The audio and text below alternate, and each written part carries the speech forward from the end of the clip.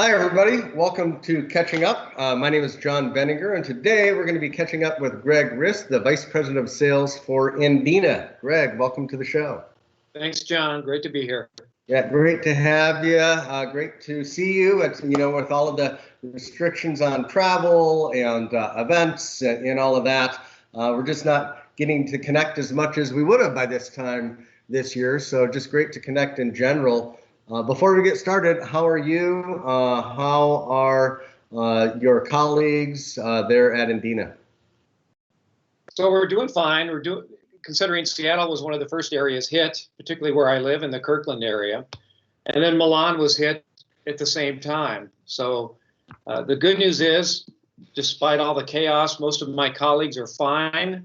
They've had some issues with some of the grandparents, but for the most part, the company's in good shape. A number of people working from home. Our production team has been fantastic. They've been able to stay on despite one of our facilities being in what's considered a red zone.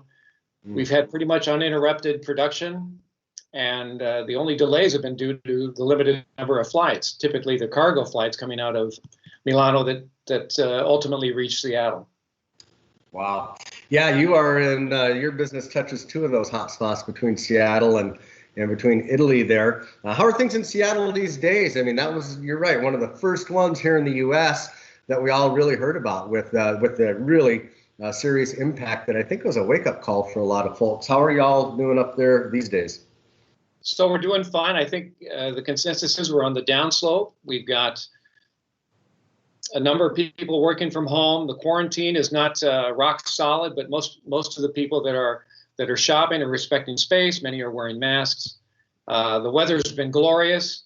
If the heat has anything to do with this, it's going to be a real plus for our area. But all indications are we're on the downslope. It's good to hear. I love Seattle. It's a wonderful area, wonderful people, and definitely been thinking about y'all up there a lot. And same with Italy. I had the pleasure back in 2012 getting out there to Milan and seeing the Indena facilities and touring those for that video project that we did together, and then even getting out to your farms in the Verona area there and seeing where you produce a lot of the materials that end up in so many of these products. And I have to tell you, as I saw some of the news coming out of Italy, I was absolutely thinking about your colleagues over there. It's good to hear that operations are still operating, and more important than that people are doing okay for the most part. They are. Thank you, John. Yeah. But it is a big effect on operations. We're seeing this all over the economy. Obviously, some businesses are just shut down. Out here in Phoenix, restaurants and bars and gyms and all kinds of businesses are shut down if they're not essential. But even those that are essential, it's changing the way they operate. You mentioned the challenges with cargo and flights in and out, just moving materials around. What kinds of things have you all had to implement or figure out to keep operations going and safe in times like that? So the main thing was being able to keep our production crew online. We've had to mainstream a couple of products that have gotten hot suddenly. You try to be as nimble as possible during these times. We've had a couple products that, particularly our quercetin, which has been shown to have some very promising antiviral properties. We have a more bioavailable form with our Quercifit, which is a quercetin phytosome that has been very hot recently. So we've had to double production of that, pull another product offline. But for the most part, the raw materials that we gather from roughly 80 different countries seem to be coming in without too many interruptions. Plus, we anticipated some problems in advance, brought in some extra material to cover any possible shortages. So overall, we're managing it, I think, the best we can under these conditions. So Greg, the spike in sales, we're seeing that across a lot of different ingredients in the marketplace, from your basic vitamins like C and D and all that, to a lot of the botanicals and specialty supplements. And, there's been a challenge in this market with economic adulteration and quality for some time. You've been one of the biggest champions of fighting this and addressing it and a leading voice on this topic. With these spikes in demand for some of these materials right now, does that increase your concerns about the potential for some of this, let's call it fraud in the marketplace? And if so, what can we do to fight back against this? So again, it happens it seems to happen every year with one product or another, whether it's in short supply or in high demand. It's or there's some cost sensitivity. It opens the door for cheaper ingredients, adulterated ingredients, and as I always revert back to saw palmetto because it's been an ongoing problem for 20 years, and it's just getting worse. The adulterers are getting more clever. We see it with bilberry, which is Indena's signature product. We work closely with USP, the European Pharmacopoeia, other agencies around the globe to try to, tighten things as much as we can.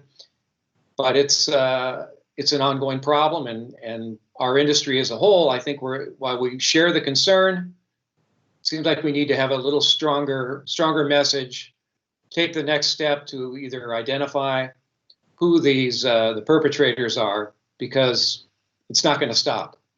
And a single letter is not going to do it, for sure. Yeah, we definitely need to be more vigilant as an industry, and I know you've participated in a lot of these activities. ABC has their Botanical Adulterants Prevention Program, which some great materials there on tests and technologies to detect adulteration and so on, and they're working on some of these new SOPs that would where companies would actually destroy clearly adulterated and dangerous and fraudulent product, and these types of things, continuing to raise the bar. But yeah, it's something I share the concern on right now, as more and more consumers actually come to our industry looking for something to help keep themselves and their families healthy. We cannot violate that trust. We as an industry have to deliver the goods. One bad apple, you know what they say about the bunch. Well, we don't want that to happen to our bunch. So I always appreciate what Indena does to ensure quality in the supply chain, and also to encourage this discussion, whether it's at trade shows when we get back to having those again, or in forums like this, to raise awareness here so that companies, some may not even intentionally be buying fraudulent material. They may not know what they don't know, but we can educate them so they do know, and then it's on them to do the right thing. Talk to me a little bit about, you mentioned quercetin is one of the ingredients that's really been spiking upward. What else? What are you seeing in the marketplace, or what are you hearing out there? Other things that are experiencing either a sharp incline or decline in this market? Elderberry, you mentioned earlier, for sure is one. It's not a product from Indena, but you go online to try to find elderberry, you've got a 2 to 3 week wait if you're lucky. Yeah.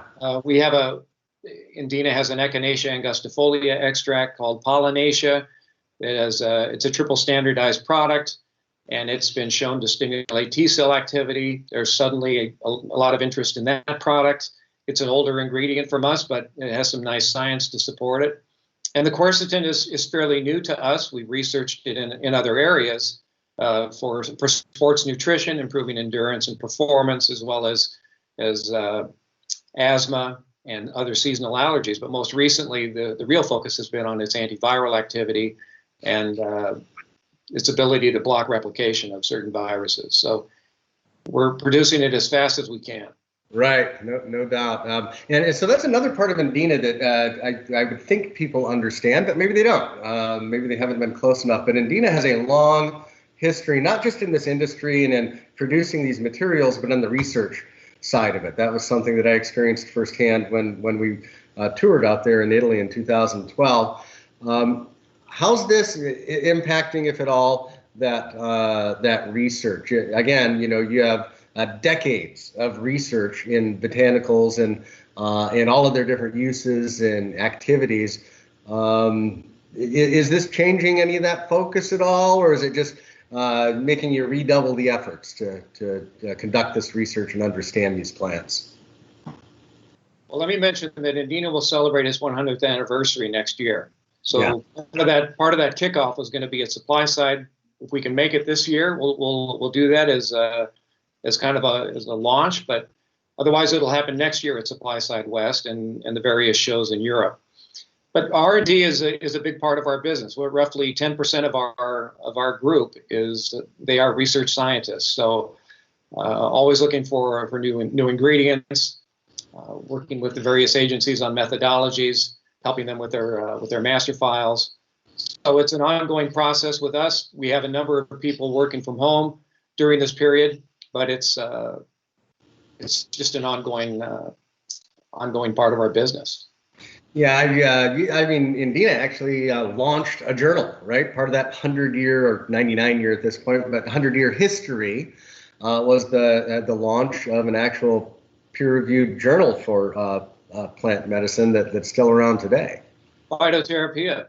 Yeah. Yes. Yeah. So long, wonderful history. For those of you out there listening, if you don't know Indena real well, you should get to know them. There's some great material on their website and an incredible story.